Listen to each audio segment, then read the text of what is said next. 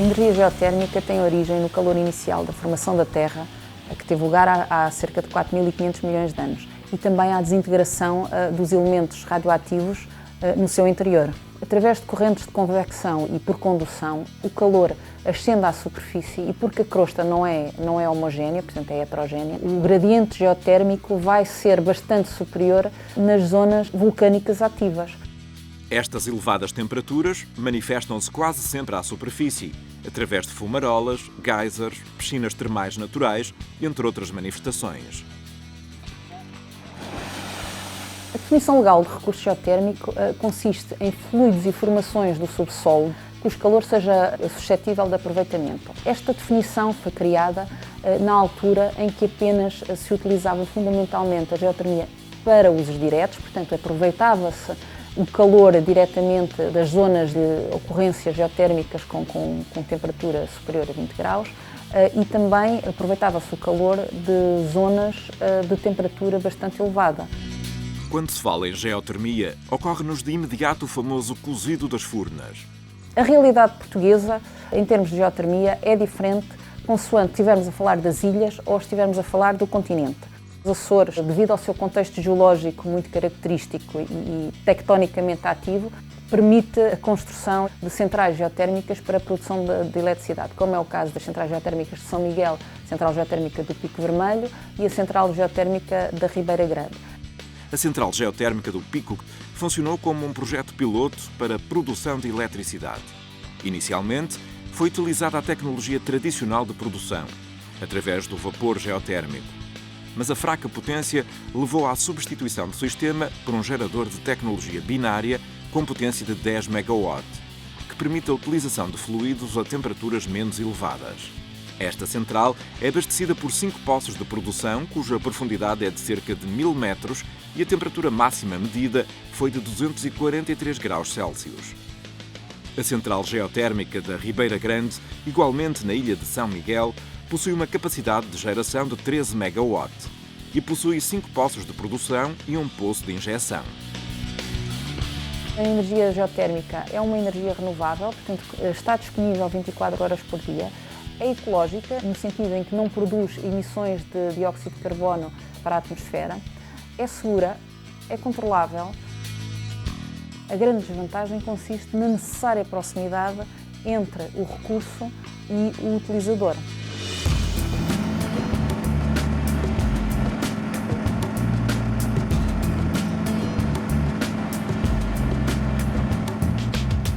Os aproveitamentos geotérmicos sem solato, há registros escritos em Portugal desde os tempos árabes. Portanto, no caso, por exemplo, aqui de Alfama, cujo nome significa fonte quente, os árabes já aproveitavam as águas quentes que emergiam na zona da Alfama para um conjunto de atividades ligadas à água e mesmo também à água quente, como é o facto, por exemplo, também durante 300 anos, no Largo das Alcaçarias de Alfama, existiu o chamado Tanque das Lavadeiras, onde 300 lavadeiras faziam o seu trabalho e beneficiavam, obviamente, do facto de haver água quente. Embora a perfuração de uma sondagem em 1970 a captar água com 27 graus Celsius tenha mostrado o quanto é promissora a pesquisa de água quente neste local, nenhuma destas antigas nascentes estão acessíveis. Se atualmente se fizesse algum aproveitamento geotérmico dessas águas, neste momento nós sabemos que as águas estão contaminadas pelas fossas que existiram no bairro. Muitas destas manifestações, nomeadamente as águas com características sulfúreas, têm, ao longo dos tempos, vindo a ser utilizadas como termas. Há momentos na nossa história que estão intimamente ligados às águas quentes, como é o facto, por exemplo, nas Caldas da Rainha, que devem o seu nome à Rainha Dona Leonor, portanto, que era a esposa do rei Dom João II, como é o facto, por exemplo, do Dom Afonso Henriques, que na sequência do seu ferimento na perna na Batalha de Badajoz, em 1169, foi tratar-se em São Pedro do Sul. As manifestações naturais de água quente em Portugal continental encontram-se desigualmente distribuídas, com uma clara predominância a norte.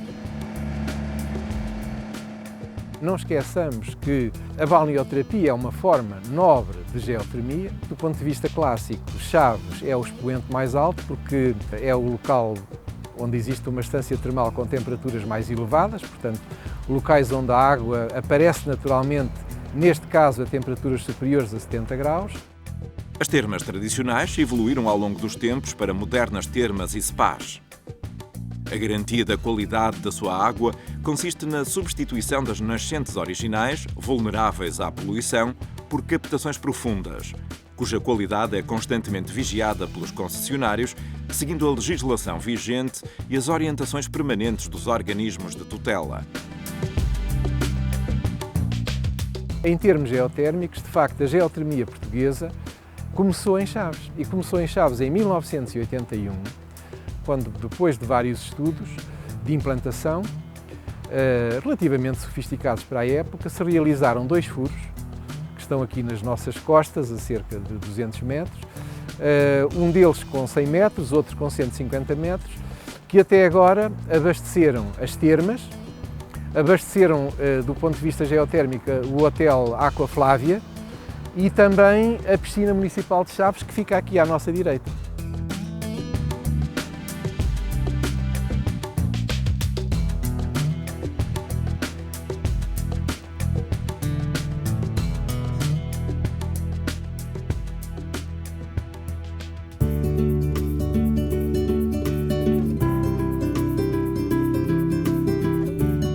Quando da realização de projetos e dimensionamento de instalações geotérmicas, é necessária informação de base acerca do regime térmico da crosta.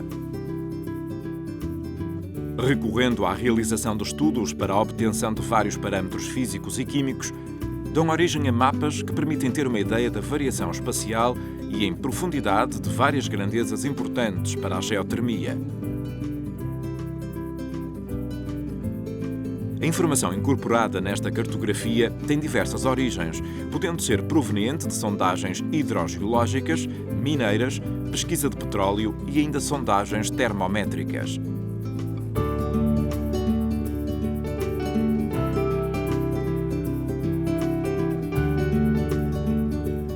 Com estas medições de radiação gama natural, de flow meter, portanto molinetes, sónica, etc. Fazemos uma panóplia alargada de medições. Vamos conseguir caracterizar bem a forma como e os níveis ao longo das quais a água entra na futura captação, as suas temperaturas, as suas composições químicas e, portanto, isso vai nos permitir projetar a captação final, isolando bem as camadas superficiais, otimizando as zonas de entrada da água, portanto, os tubos ralo, e, portanto, conseguirmos captar a água ao mais baixo preço possível.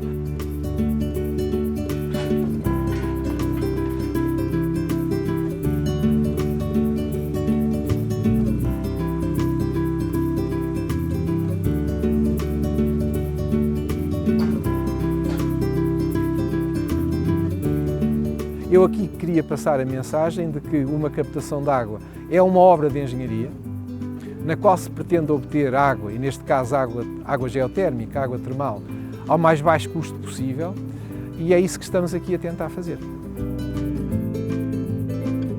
A cidade de Chaves tem no recurso hidromineral e geotérmico que está a seus pés o seu petróleo.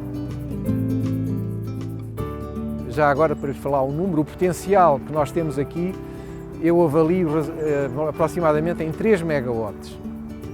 E nós não estamos a aproveitar metade. Pensamos que com a ajuda das diagrafias que estamos hoje aqui a fazer, vamos projetar uma captação que nos irá fornecer, imagino eu neste momento, caudais da ordem dos 15 litros por segundo. Portanto, vamos duplicar o caudal existente e com isso vamos poder ter mais aquistas e vamos seguramente poder ampliar a rede de calor existente. Portanto, provavelmente, e aqui antecipo um pouco, mas a Câmara provavelmente irá querer abastecer mais hotéis e, porventura, alguns edifícios públicos da cidade.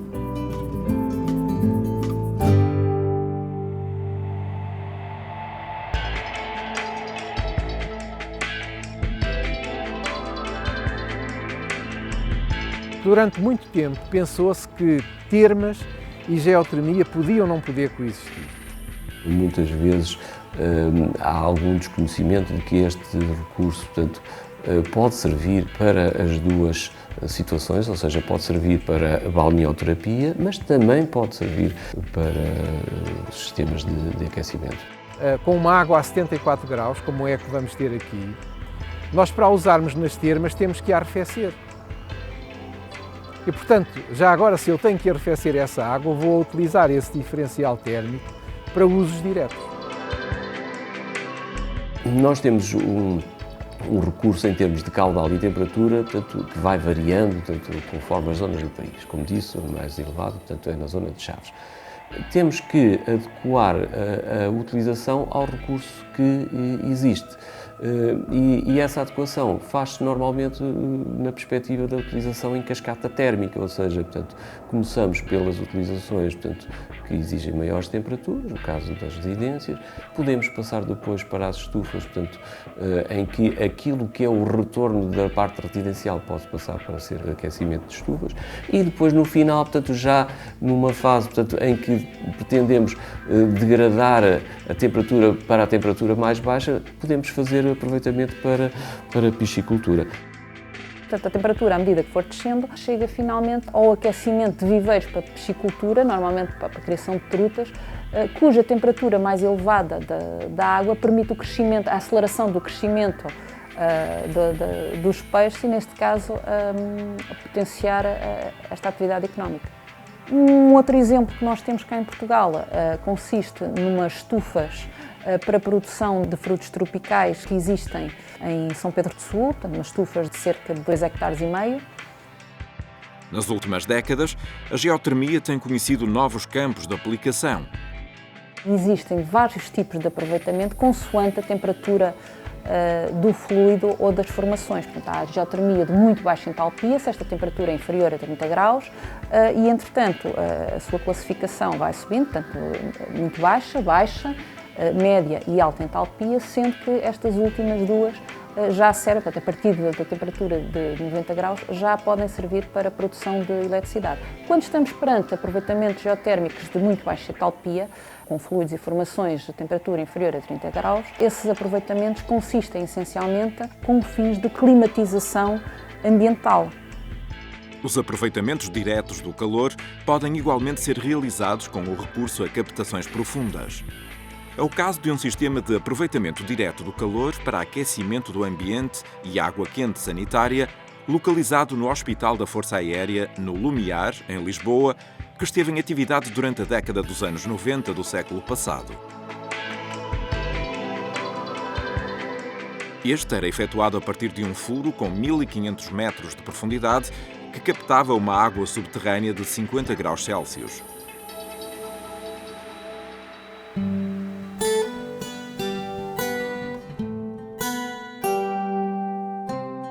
A geotermia tem várias vertentes, desde a produção de eletricidade, os usos diretos nas termas e, modernamente, também a utilização de baixas temperaturas com as bombas de calor geotérmicas. Tem vindo a ser realizado estudos específicos em Portugal continental, não só para otimizar a eficiência energética de diferentes configurações de sistemas de climatização a instalar, assim como avaliar as potencialidades e impactos desses sistemas no ambiente subterrâneo. No Instituto Politécnico de Setúbal, foi já instalada uma estação piloto de um sistema fechado de aproveitamento geotérmico.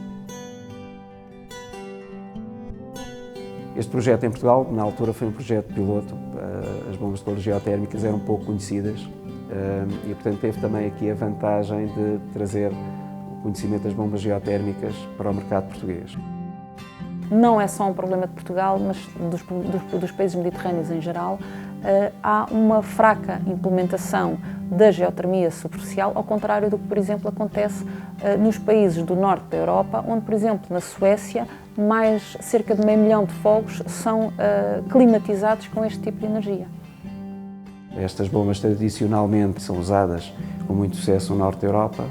Houve essa preocupação da Comissão Europeia de financiar estudos que conseguissem fazer essa transferência de tecnologia para o sul da Europa, adaptada ao nosso clima. A bomba de calor, em termos de princípio básico, é o mesmo que é utilizado nos nossos equipamentos de climatização, tradicionais. A principal diferença é que o equipamento tradicional troca energia com ar exterior.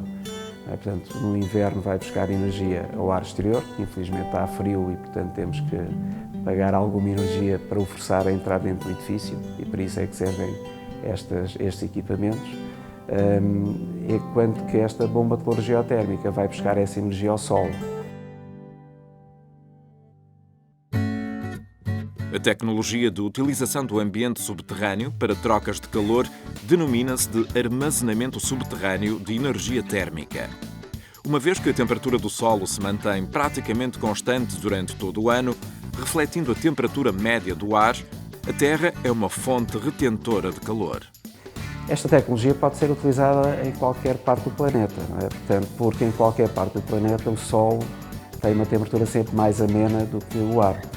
E, portanto, se estamos a aquecer o edifício, vamos buscar calor a um meio menos frio. Se estamos a arrefecer o edifício, vamos injetar esse calor a um meio menos quente. Portanto, e isso faz com que a eficiência aumente, não é? E, portanto, torna-se menos caro fazer o aquecimento e o arrefecimento dos edifícios. Esta tecnologia dá origem ao conceito moderno do aquecimento urbano, mais conhecido por District Heating, que se baseia na exploração e transporte do calor contido num fluido profundo, normalmente nas águas subterrâneas, desde uma planta centralizada até os utilizadores finais, através de uma rede de condutas e subestações. Para além das próprias bombas de calor com diferentes potências, desde potências para aplicações domésticas até para grandes edifícios de serviços, estamos a falar também de utilização de armazenamento de frio e de calor, para aumentar a eficiência do sistema. Estamos a falar também de ventiloconvetores e unidades de tratamento de ar com eficiências elevadas, nomeadamente através da utilização de motores elétricos de elevada eficiência, de velocidade variável, e depois todo o sistema de controle e gestão do sistema de climatização. Tudo isso está a ser desenvolvido para que tenhamos depois a aplicação geotérmica o mais eficiente possível. Não é? Atualmente, o aproveitamento da energia geotérmica de baixa entalpia armazenada nos solos ou águas subterrâneas tem vindo a ser generalizado pela sua reconhecida eficácia em edifícios particulares ou coletivos.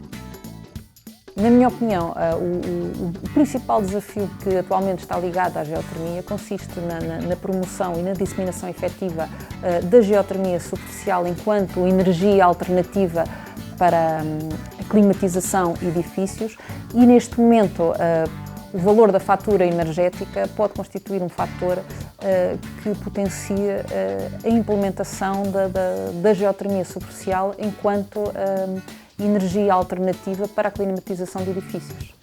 Desde que o projeto seja bem feito, ou seja, tenha sido convenientemente estudado, tenham sido estudadas as necessidades energéticas do edifício, o perfil de utilização do edifício, o clima, este tipo de tecnologia permite, em termos médios, obviamente que isso depende de muitas situações, reduzir consumos de energia em arrefecimento em cerca de 30%, comparado com a alternativa tradicional das bombas de calor a ar, e em aquecimento de cerca de 60%.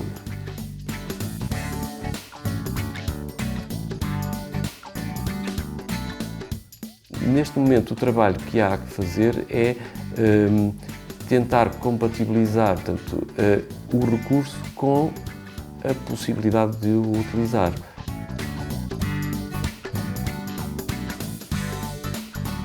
Se fosse possível utilizar apenas 1% da quantidade de calor armazenado na crosta terrestre, seria possível satisfazer as necessidades energéticas mundiais nos próximos 1500 anos.